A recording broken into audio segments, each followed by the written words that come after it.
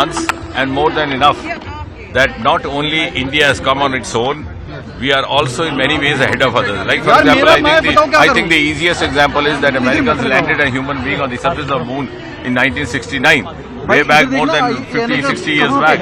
But today, it is our Chandrayaan which went to the moon and collected the evidence of the possibility of H2O water being there, which also gave rise to the researchers to explore the possibilities of human habitat.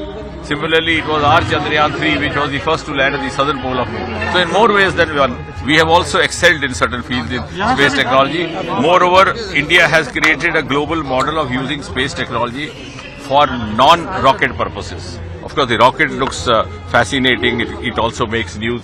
In fact, rockets have given us space in media also. But in our smart city program, in our Gati Shakti program, which are now role models for the rest of the world, for our Swamitva program, so many of our infrastructure programs, space technology is very much into use. Also in the survey of India now. Who do they credit for the success? Prime Minister has given credit to youngsters, the youth. Of course, the youngsters are there. There are a lot of ladies also in space, in our space department. You will be glad to know many of our projects are led by women. Like for example, the Aditya Solar project was led by a lady. Chandrayaan 3, the number 2 director was a lady.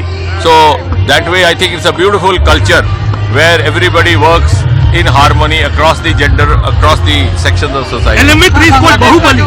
This, of course, considering its size, that's a fancy name given to it. But nevertheless, the applications are going to be far-reaching.